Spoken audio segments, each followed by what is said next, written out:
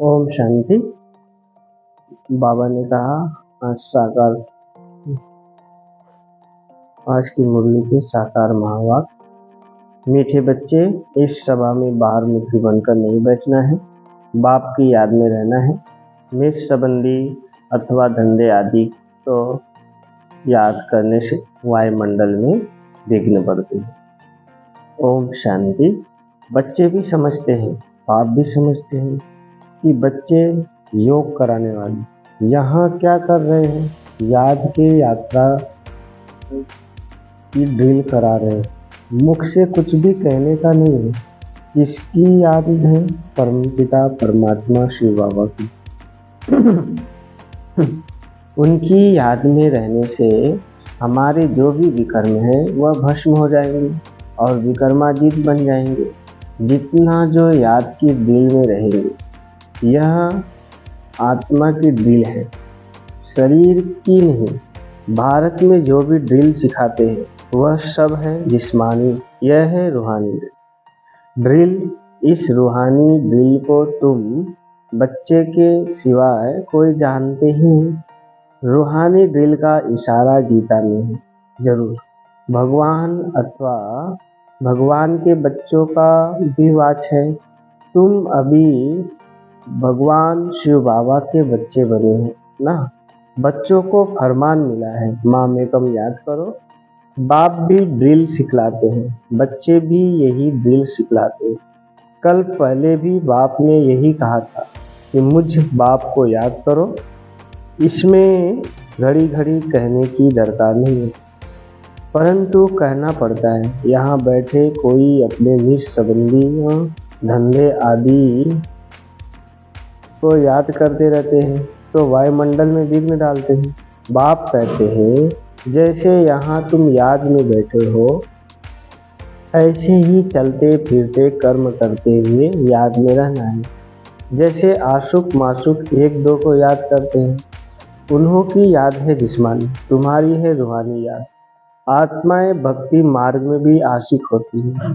परमपिता परमात्मा माशुक की, परंतु माशुक को जानते नहीं हैं, न अपनी आत्मा को जानते हैं। माशुक बाप आया हुआ है, भक्ति मार्ग से लेकर आत्माएं आशिक बनी है।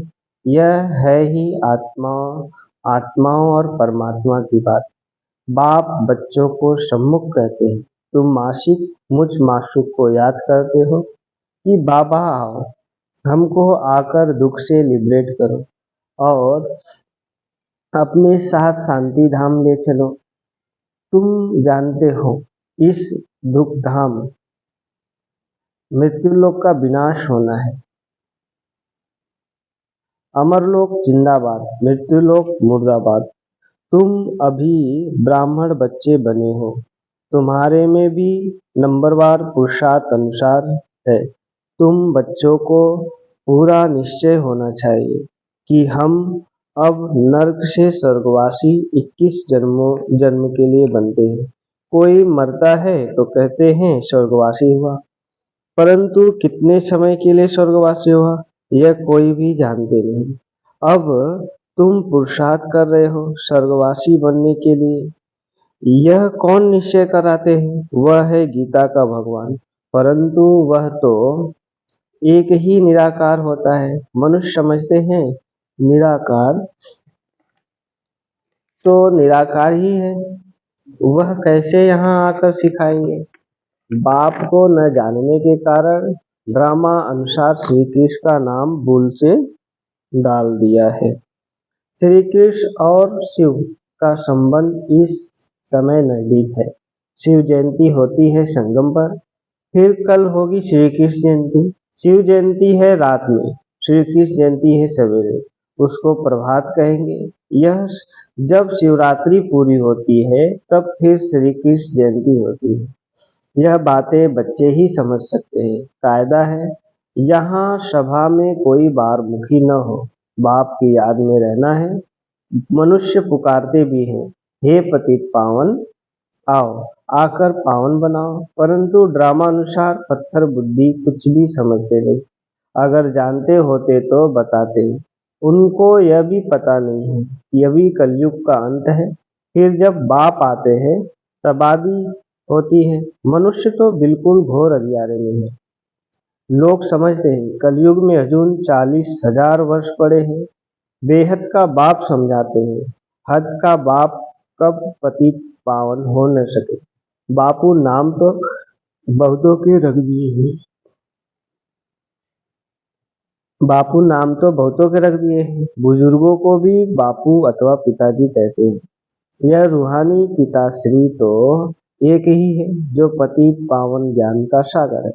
बच्चों को पावन होने के लिए ज्ञान चाहिए। पानी में स्नान करने से कोई पावन थोड़े ही बनेंगे। तुम जानते हो शिव बाबा हमारे सामने इस तन में प्रत्यक्ष है। ब्रह्मा द्वारा ब्राह्मणों को राजयोग सिखा रहे हैं। वह तो कह देते हैं भगवानुवाच अर्जुन प्रति ब्राह्मणों का नाम निशान नहीं है। गाया जाता है ब्रह्मा द्वारा स्थापना विष्णु द्वारा पालना। स्थापना तो ब्रह्मा द्वारा ही करेंगे ना कि श्री कृष्ण द्वारा, न शंकर द्वारा। तुम बच्चों को यह समझानी अब मिली है। बाप को यहाँ आना पड़ता है। वापिस तो कोई भी आत्मा जा नहीं सकती। जो भी आते हैं उनको सतो रजो तमो में पास करना ही है। श्री कृष्ण भी पूरे 84 जन्म लेते हैं और पूरे 5,000 वर्ष पाठ बजाया। जब आत्मा पेट में है तो भी जन्म तो है। श्री कृष्ण की आत्मा जब सतयुग में आती है, गर्भ में प्रवेश किया, तब से लेकर 5,000 वर्ष में 84 जन्मों का पाठ बजाना है।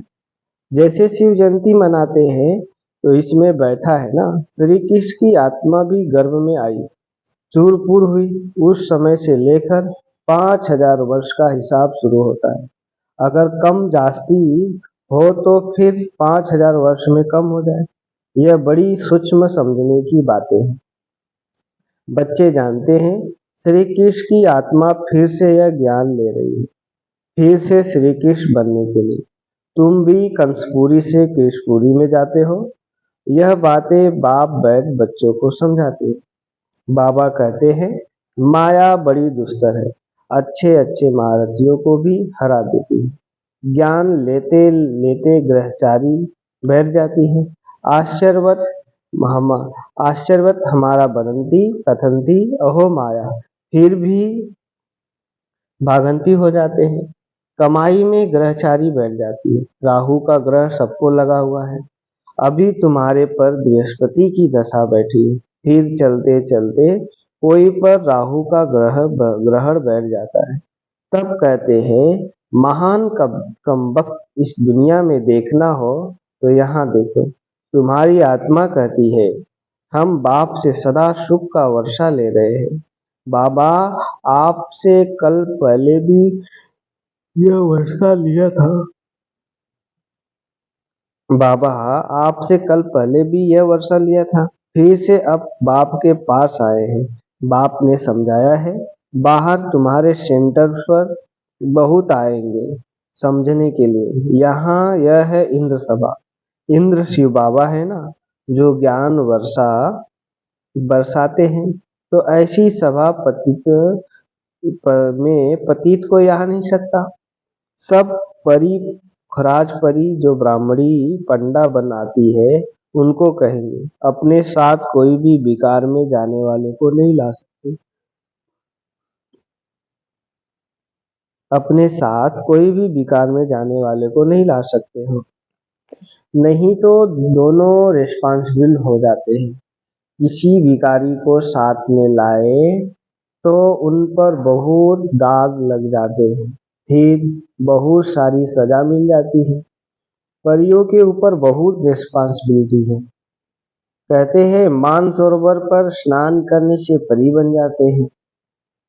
वास्तव में यह है ज्ञान मानसरोवर। बाबा मनुष्य तन में आकर ज्ञान बरसाते हैं। ज्ञान सागर है ना।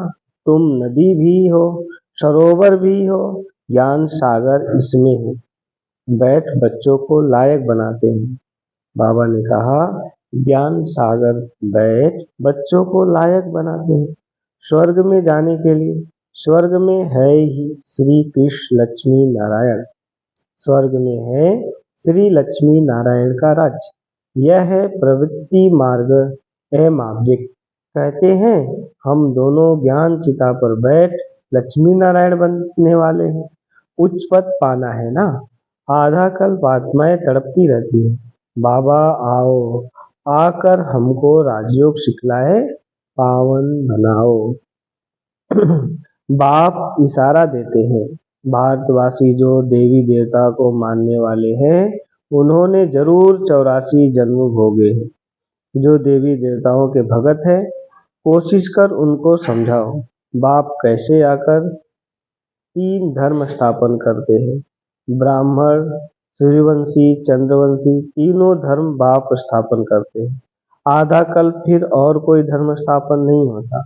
फिर आधा कल्प में कितना मठ पंथ आदि सब ढेर के ढेर स्थापन होते हैं।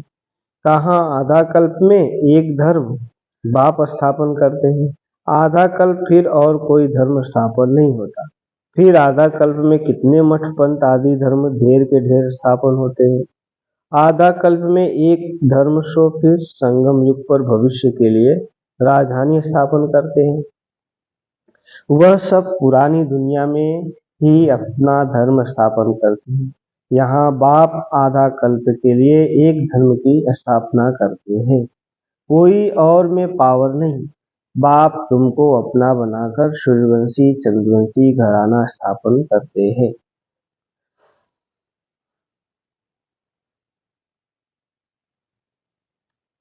कोई और में पावर नहीं। बाबा ने कहा बाप तुमको अपना बनाकर सूर्यवंशी चंद्रवंशी घराना स्थापन कर बाकी सबका विनाश करा देते हैं। सभी आत्माएं शांति में चली जाती हैं। तुम सुख में आते हो।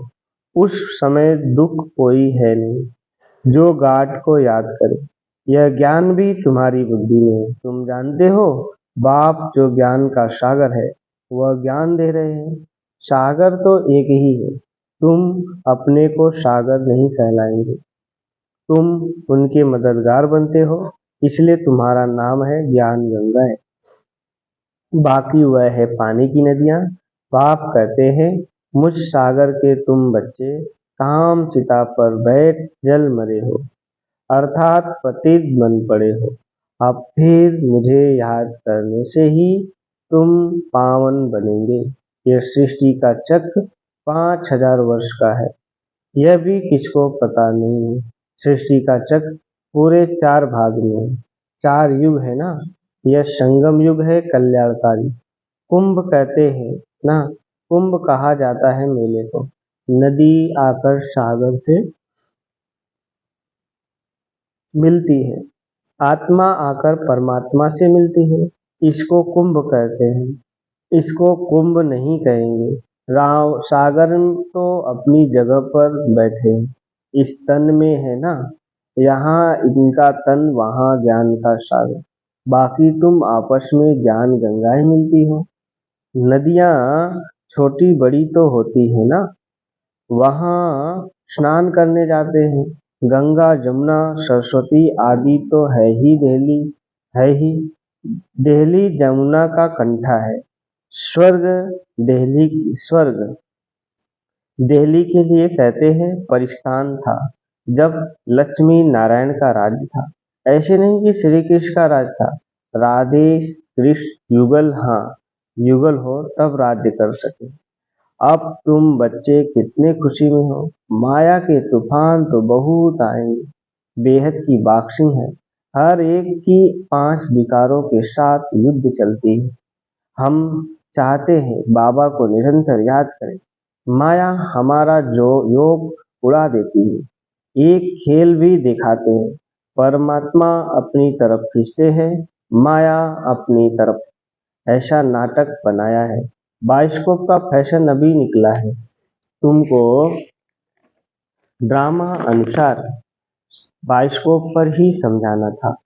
नाटक में तो बदली सदली होती है। यह तो अनादि अविनाशी ड्रामा बना हुआ है। बनी बनाई बन रही है। फलाना मर गया, इतना ही पार्ट था। अब चिंता क्यों करें। ड्रामा है ना। शरीर छोड़ दिया फिर थोड़े ही आ सकता। रोने से फायदा ही क्या। इनका नाम ही है सुखधाम। सतयुग में मोहजीत राजाएं होते हैं, इस पर कहानी भी है। सतयुग में मोह की बात होती नहीं, यहाँ तो मनुष्यों का कितना मोह है। किसको रोना न आए तो रोकर भी उनको रुला देंगे, तो समझे कि यह अफसोस करते हैं, नहीं तो ग्लानि हो जाए।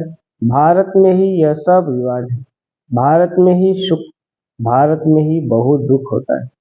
भारत में गार्ड गार्डेड राज करते थे, विदेश में लोग पुराने चित्र बड़ी खुशी से लेते हैं।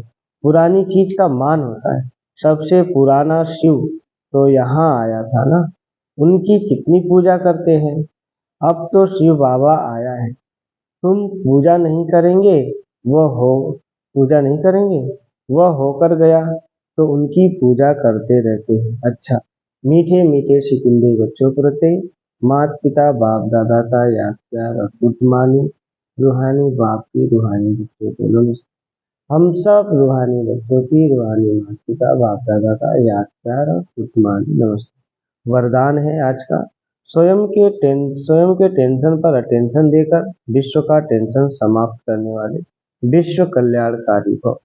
जब दूसरों के प्रति जास्ती अटेंशन देते हैं तो अपने अंदर टेंशन चलता है, इसलिए विस्तार करने के बजाय सार रूप में स्थित क्वांटिटी के संकल्पों को समाकर क्वालिटी वाले संकल्प करो। पहले अपने टेंशन पर अटेंशन दो, तब विश्व में अनेक प्रकार के टेंशन है, उनको समाप्त कर विश्व कल्याणकारी बन सके। पहले अपने आप को देखो, अपनी सर्विस फर्स्ट, अपनी सर्विस की तो दूसरों की सर्विस स्वतः है। स्लोगन है, योग की अनुभूति करना ही है तो दृढ़ता की शक्ति से मन को कंट्रोल करो। योग की अनुभूति करना है तो दृढ़ता की शक्ति से मन को कंट्रोल करो। अब अव्यक्त इशारे, ज्वालामुखी स्थिति में रह शक्तिशाली याद का अनुभव करो। जितना स्थापना के निमित्त बने हुए ज्वाला रूप होंगे, उतना ही विनाश ज्वाला प्रकट होगी। संगठन रूप में ज्वाला रूप की याद विश्व के विनाश का कार्य संपन्न करेगी।